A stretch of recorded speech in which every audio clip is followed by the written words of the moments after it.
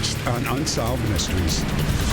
It seemed like a routine traffic stop, but for the 18-year-old son of a civil rights activist, it ended in death. An English professor joins a religious cult and then vanishes. His family wants answers. Outside a Nevada casino, a woman is found with 2 gunshots to the head.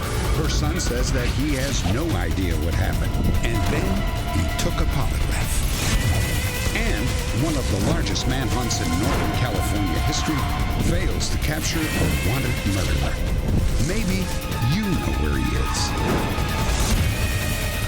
I'm Dennis Farina, and this is Unsolved Mysteries. Join us.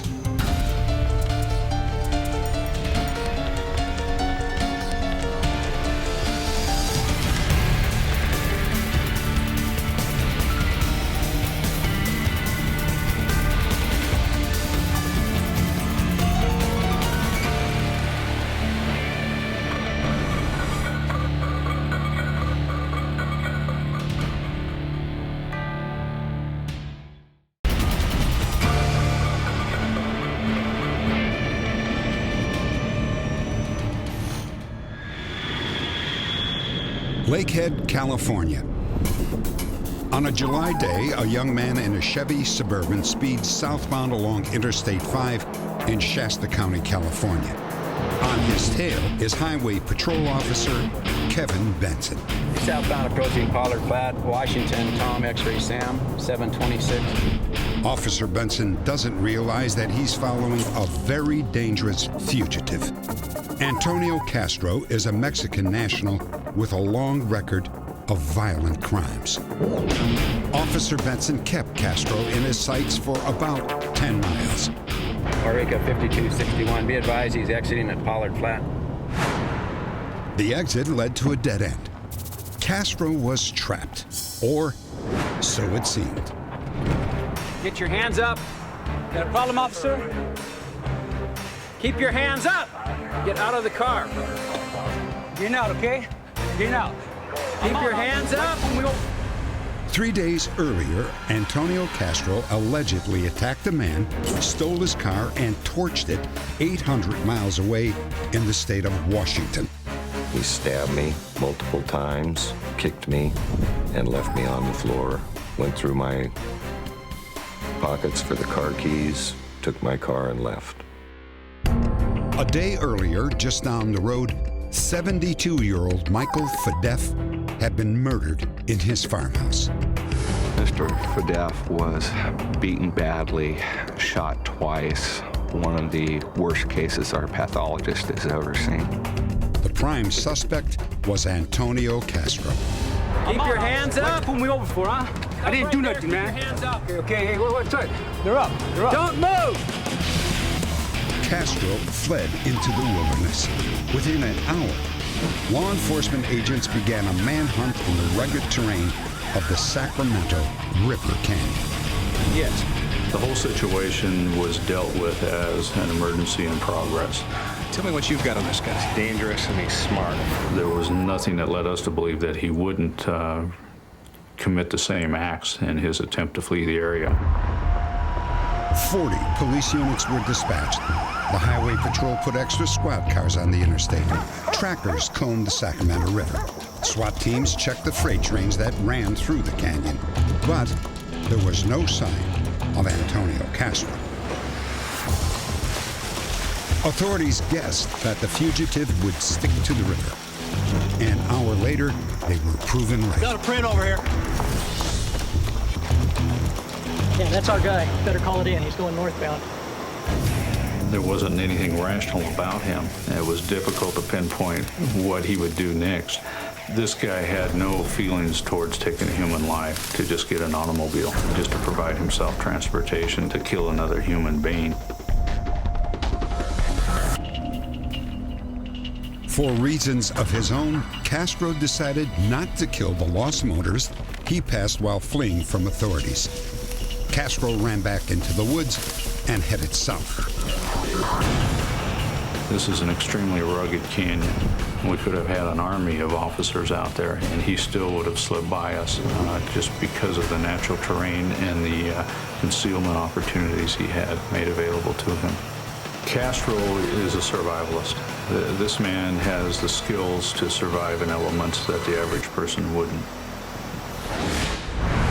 All in the teams, we'll just pick it up tomorrow. At nightfall, Captain Richardson was forced to pull the trackers out of the canyon. And our fear level kept rising because we hadn't had any reports on the movement of the suspect. We hadn't been able to confirm whether he was still in the area or not. And it became our concern that he had taken refuge in somebody's home, holding them hostage or doing them harm. As far as anyone knows, Castro did not interact with anyone that night. In the morning, he showed up soaking wet in the small town of Lakehead, 8 miles south of where the chase had begun. Can I help you with something? Let you buy your car. It runs good. Yeah, it runs. Let you buy it for my wife. $200, right? Yeah, if you got the cash. I got cash. I'll get the key.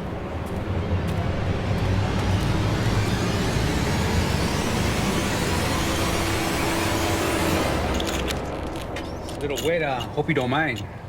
Just wait right there. I'll be right back. Minutes later, Castro was back on the road, having eluded one of the largest manhunts in Northern California history. The authorities feel very fortunate that no one was hurt during Castro's flight. They fear, however, that the next time Castro is cornered, he may lash out. Antonio Magana Castro is wanted for murder and attempted murder. He was born in 1967. Is 5 feet 7 inches tall with a muscular build. His right index finger is cut off at the knuckle, and his violent nature has earned him the nickname El Loco. He is known to have family in Orange County, California, and in Mexico. If you have any information about Antonio Castro, please log on to our website at unsolved.com. Next, a woman is murdered on her son's wedding day. Incredibly, police suspect that he killed her.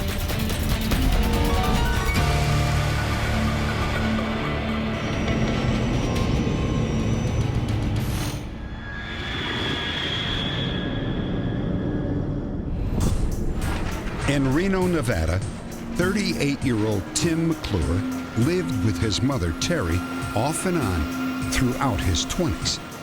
They were often seen together at slot machines or dining out. Even after Tim moved away, they remained close. She'd do anything for anybody. She'd, give the shirt off her back or last nickel to anybody. She was just a real kind-hearted woman. Terri was 62 years old and living alone when Tim called her to tell her that he was getting married in Lake Tahoe, Nevada. The wedding party celebrated by doing a little gambling. And then around 10 p.m., Tim walked his mother to her car. She planned to drive straight home to Reno, about an hour away. The next evening, when Tim and his new bride stopped to visit Terri, they noticed signs that she had not made it home. It just appeared as though she hadn't been home. And it was at that point I just had the strangest feeling that something was wrong. There I was, on my honeymoon up there to get married, and she had taken time off of work. And to not find her at home, I couldn't understand it. No friends or family had seen or heard from Terri. Tim called the police. Missing person? 3 days went by. Then, in the parking lot of a Carson City, Nevada casino, Terri McClure's car was found. It was a half-hour's drive outside of Lake Tahoe. The keys were in the ignition, and the doors were locked, and Terri was sitting upright in the front seat. She had been shot twice in the head. The day after Terri McClure's body was found, Tim was questioned by police. When asked if he wanted an attorney present, Tim suddenly realized that he had become a suspect. I started to feel like a victim, and I thought, why should I have an attorney? You know, I mean, this is my mother's death. You should be investigating it on another level rather than thinking of me as doing it, which I found out they were looking towards me. I couldn't understand why. I started to feel like the victim. Tim told police that on the night of his wedding, he walked his mother to her car and then returned to the casino. He said that his wife was still gambling with her parents, so he gambled alone for 2 hours. He then rejoined her, and they went out dancing until dawn. They indicated that they partied from approximately midnight until 6 a.m. the following morning, none of which we were able to substantiate one way or another. Tim also told police that 2 days before his mother's body was discovered, he searched the main highway between Lake Tahoe and Reno. The police became suspicious when he said that he was looking for her purse. You know, we again found this odd that he would attempt to retrace his mother's steps for the purpose of finding something that nobody knew was missing. On the 16th, nobody had any idea her purse was missing. Oddly enough, she was found with only her purse missing. She was fully clothed, had all her jewelry. The only thing missing was her purse. They put together the fact that I said I was looking for some evidence of her purse along the side of the highway. And the only reason I said that was because my older sister had put the idea that maybe somebody had commandeered her vehicle and stolen her purse. Tim also said that he drove through the parking lots of the casinos along his mother's route. He searched all the lots of every casino except one. Sometimes you get a gut feeling. You could maybe think of the Holy Spirit, if you will, just kind of guiding you.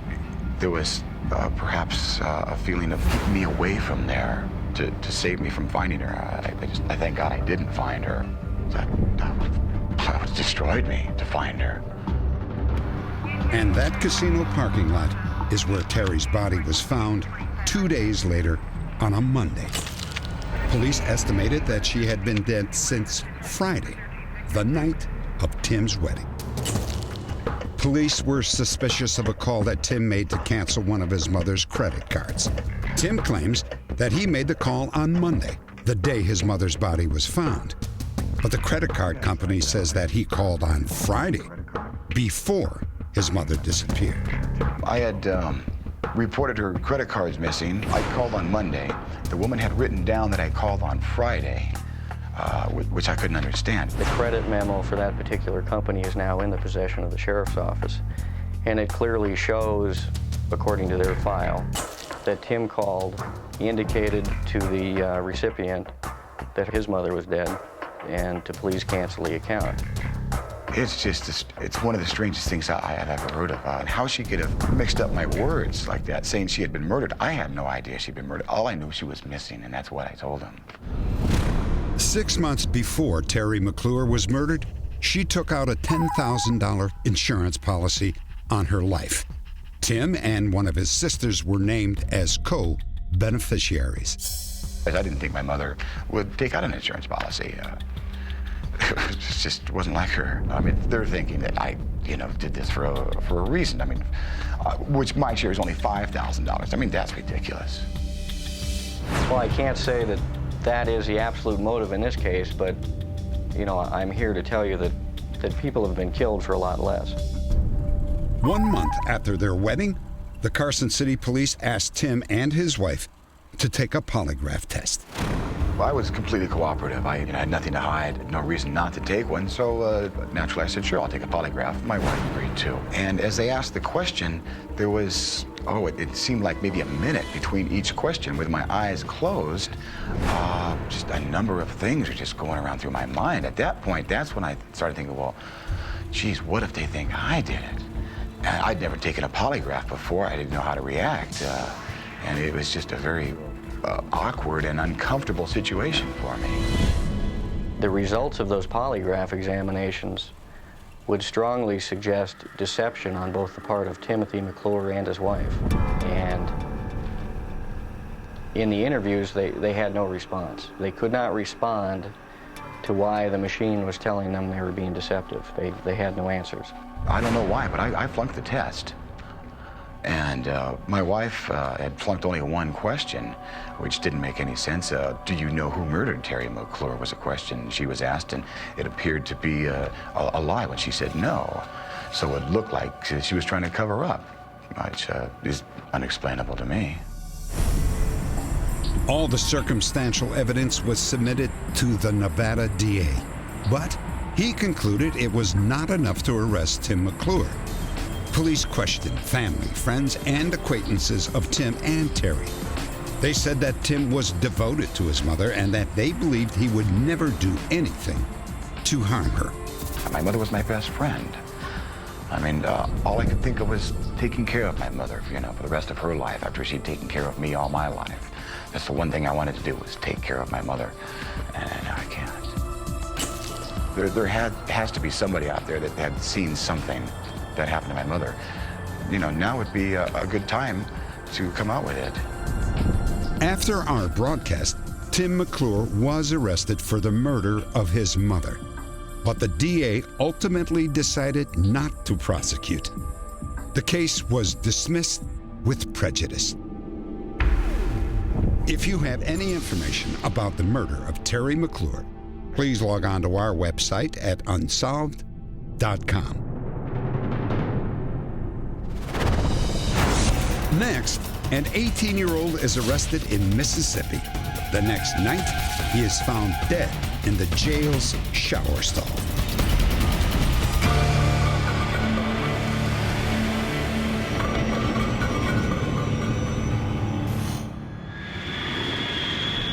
Jackson, Mississippi. It started as an ordinary night out for 18-year-old Andre Jones and his girlfriend, Tanisha. Then they approached the sobriety checkpoint near Jackson, Mississippi. Andre was driving a friend's pickup truck. Half an hour later, Andre's parents were awakened by a phone call. His mother was president of a local NAACP branch. His stepfather, a minister for the Nation of Islam. Tanisha, I'm sorry to call you, but Andre's been arrested. Arrested? At 2 a.m., Andre called his parents from the police station. I don't know what the charges are. 2 hours later, Andre called again, this time to say that he had been transferred to the Simpson County Jail, 40 miles south of Jackson.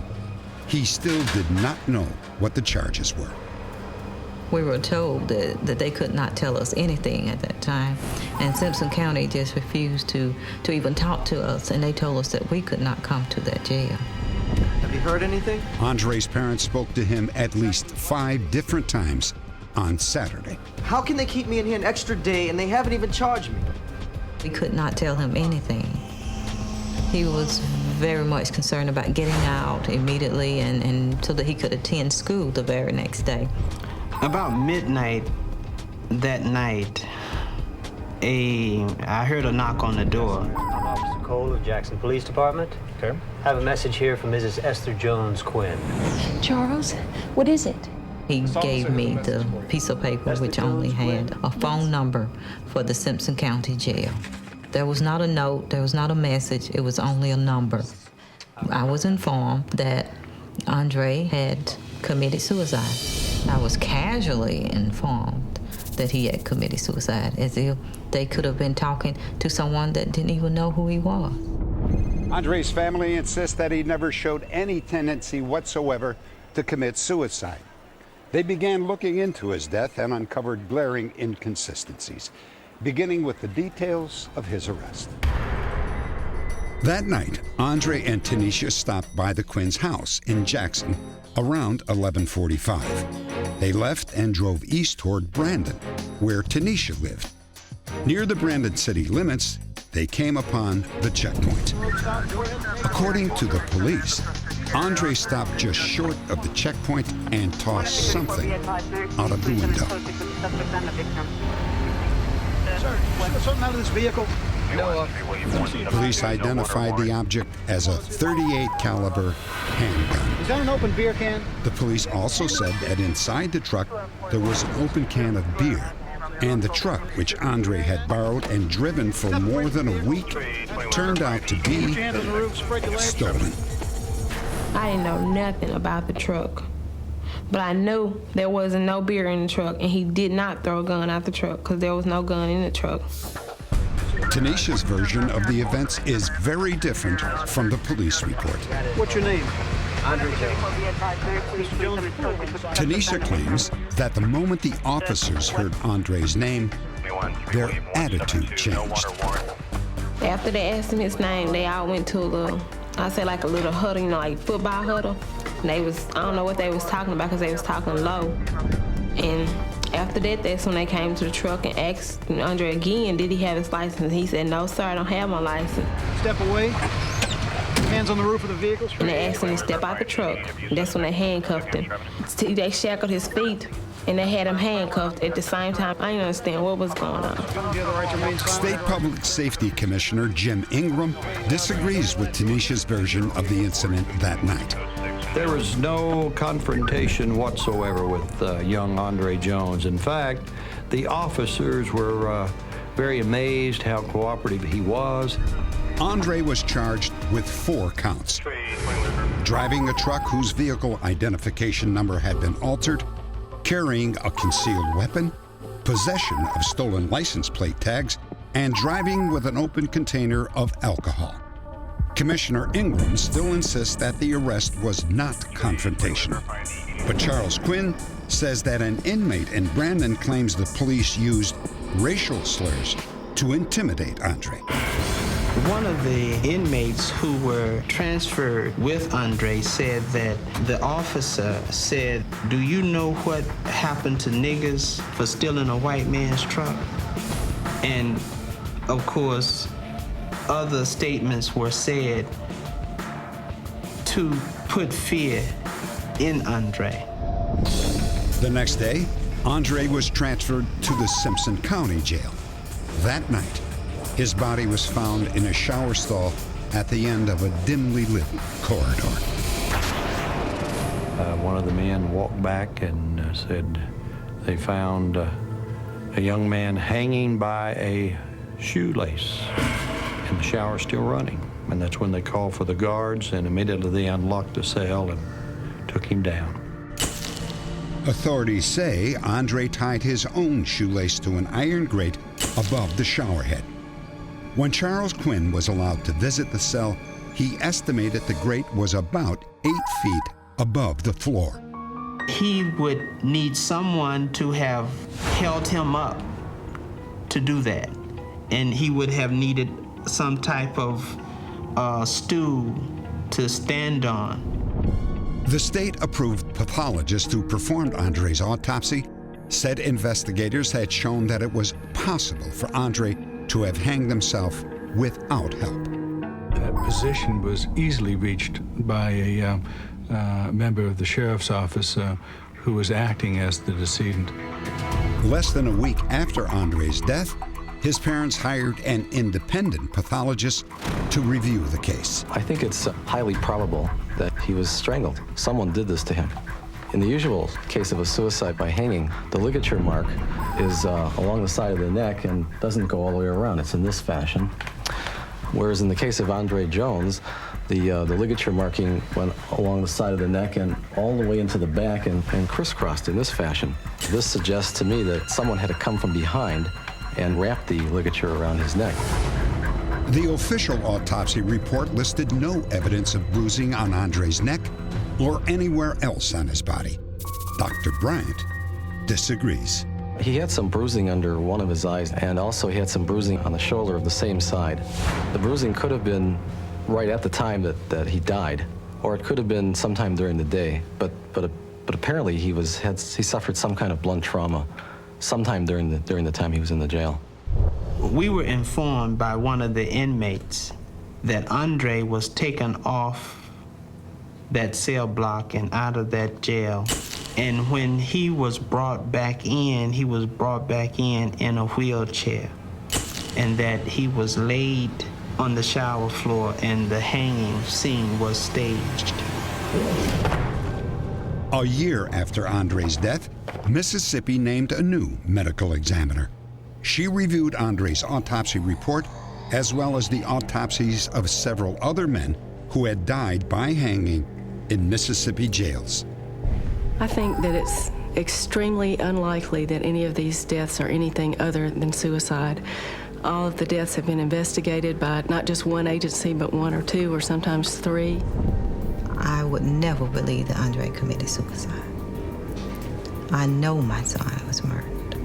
And the fact that his life was taken so cruelly and so abruptly makes me even more determined to see that he is vindicated. So far, vindication has eluded the Quinns. They filed 2 lawsuits, one against the state of Mississippi and the other against the federal government. Both were dismissed. An investigation by the U.S. Justice Department cited Mississippi's jail system for what they called gross deficiencies, including unsanitary conditions and untrained employees. But the report failed to find evidence that the Mississippi hangings were anything other than suicides. Next, his clients think of him as an investment genius until he sails off with $6 million of their money.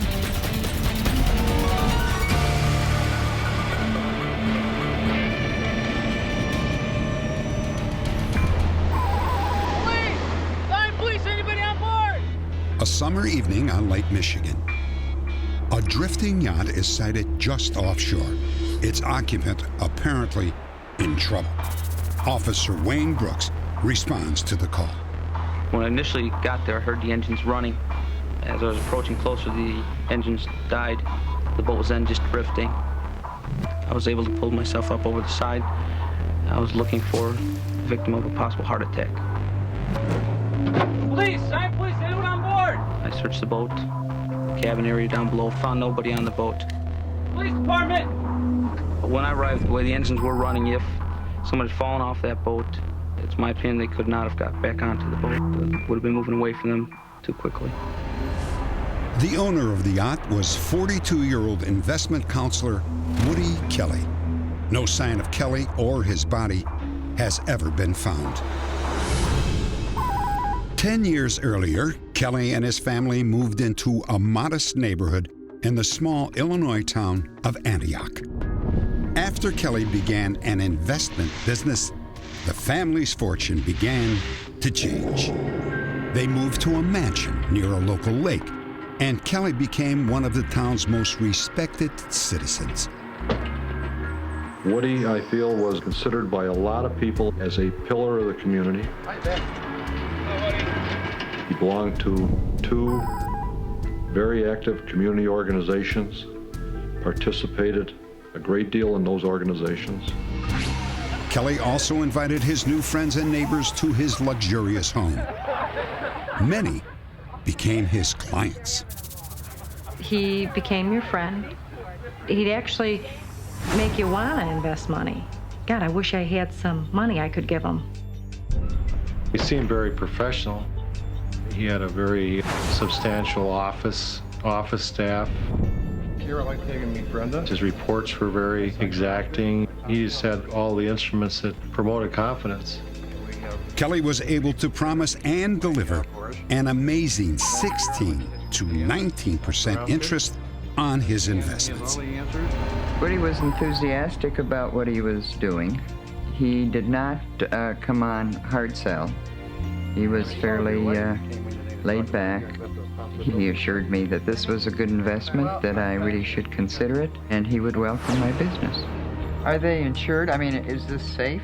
Definitely. To me, I think they're just a very, very good situation for you to be in. As Kelly's business flourished, so did his lifestyle.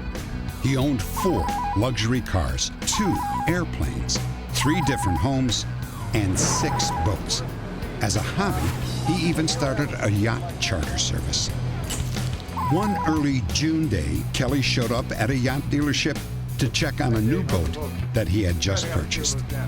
He told me he was going to take the boat out, so I asked him if he wanted me to go with him for a test drive. Our company policy is that nobody will go for a lake test alone. This is my boat, I'm taking it out. He was very adamant about it.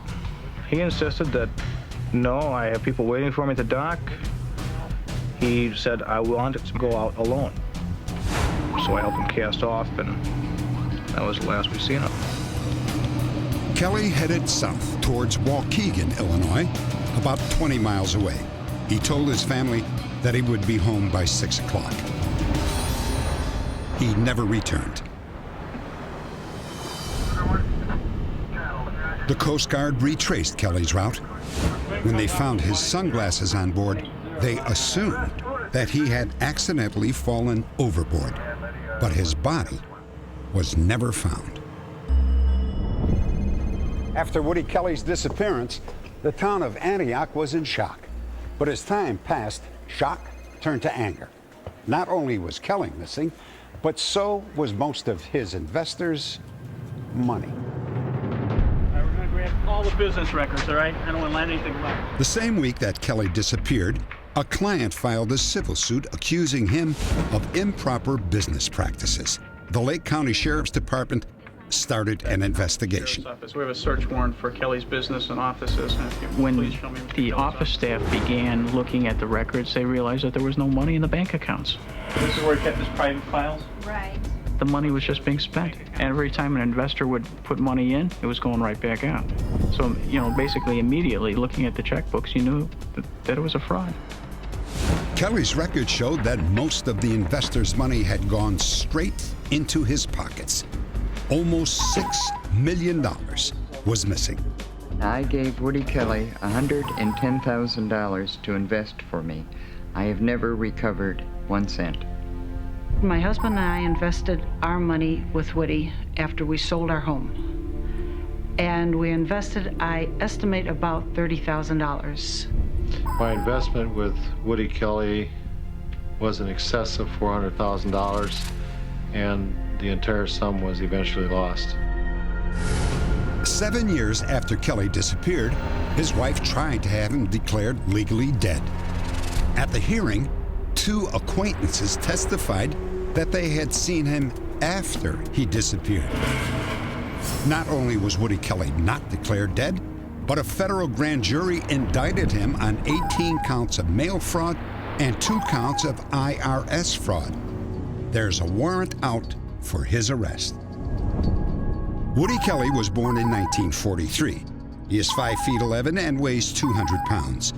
His eyes are blue, and at the time of his disappearance, his hair was brown, but now may be gray.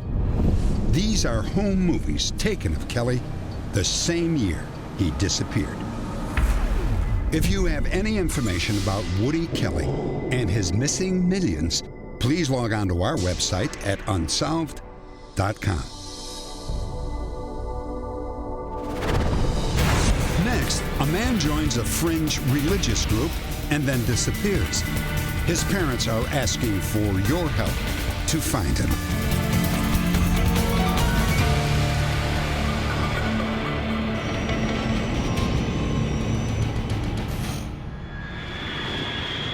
By now, I'm sure you've heard of my death, and I'm sorry to have to put you through this way. In this haunting message to his family, 50-year-old Don Hoffman reveals that he has terminal cancer, a diagnosis he says was confirmed by 3 different doctors. Found that I had terminal non-operable cancer. Just hours after making this video, Don took his own life, but an autopsy found no trace of cancer. His children have never learned the names of the 3 doctors, or even if they really existed. The heir to Don Hoffman's estate was his second wife, Terri, founder of a spiritual movement known as Conscious Development of Body, Mind, and Soul. Terri Hoffman is at the center of what some might call a circle of death.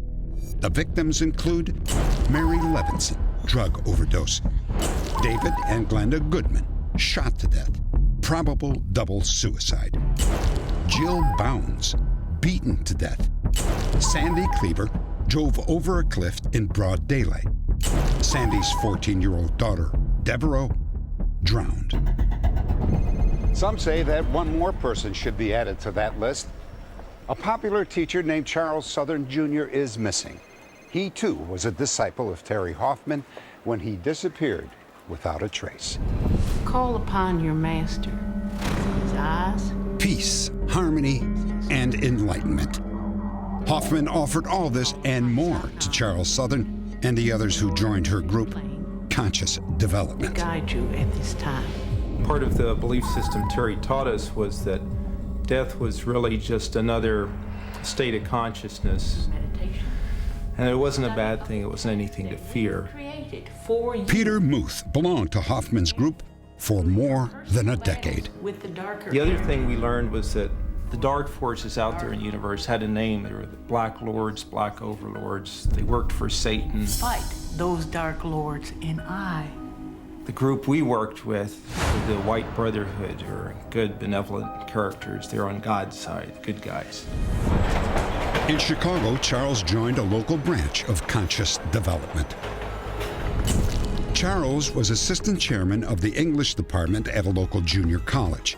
He was also a seeker of spiritual truth, a search that had taken him to India and Africa.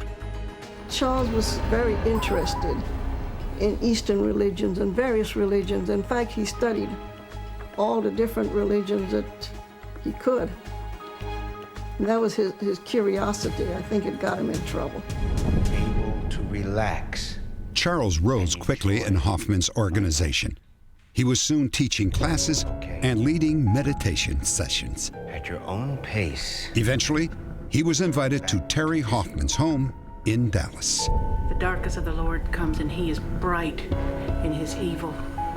Hoffman began to claim that she was under attack by these so-called Black Lords. She asked her trusted inner circle to form a psychic shield around her. The shield is strong, but it must be stronger. Now, our inner core group who were fighting the battles lived in a kind of constant state of fear because we were always under attack from black magicians who supposedly could kill us, who could drive us insane. And as the years went by, you saw people in your group actually start to show signs of the strain, show signs of a mental and emotional problem. Charles apparently collapsed under the pressure. We found Charles wandering on the street carrying a newspaper stating, "I lived for art." We got him in the car and took him to Michael Reese Hospital for examination, stating that he might be suicidal, and he also seemed to be reciting something in a strange language over and over and over again. While Charles was recovering, his mother visited every day, and so did two members of Hoffman's group. Feeling much better, much better. Later, I was to find out from my mother, who stayed with my brother during the whole 5 days, that whenever she was there at the hospital and they came, she was asked to leave the room and stay out.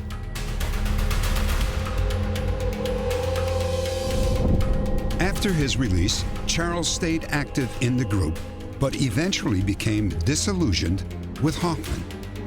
As Christmas neared, he made plans for a trip to India. In the days before he was supposed to leave, his mother got a feeling that something was very wrong. I told him that I was disturbed, and I felt that I should come to Chicago. And he said no. He said, "You don't need to come to Chicago because I'm perfectly all right, and I will be leaving for India in 3 days."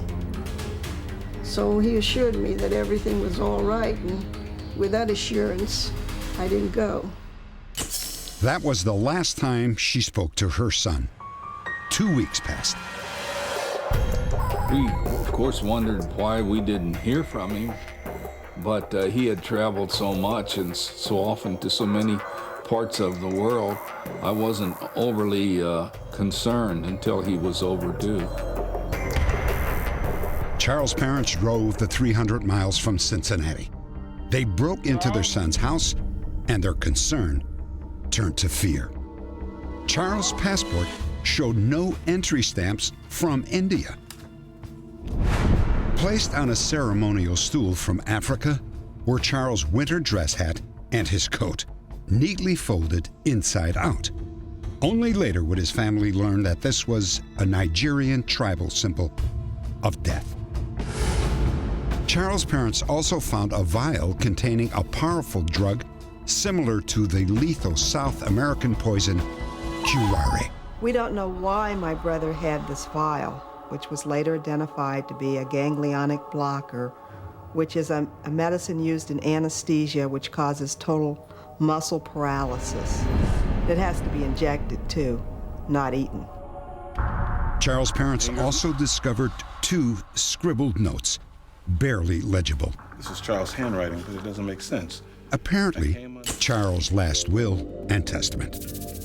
One said, in part, "I come under a bad influence and I was trying to fight it myself." Terri Hoffman was mentioned twice and named executor of his estate. There was just a lot of death and unhappiness around this woman. Charles' disappearance simply fits into that pattern. Over a 12-year period, 2 of Hoffman's 4 husbands, her only son, 6 followers, and 2 people related to or employed by a follower came to an unnatural end. Causes of death: 1 murder, 4 fatal accidents, and 6 suicides. In over half the deaths, Terri Hoffman was named heir or beneficiary, designated to receive over $500,000 in cash, plus hundreds of thousands more in real estate, fine art, and jewelry. But authorities have not directly linked her to any of the deaths. Charles Southern is still missing. He is 6 feet 2 inches tall and weighs 180 pounds. He may have a full beard. If you have any information about Charles Southern, please log on to our website at unsolved.com.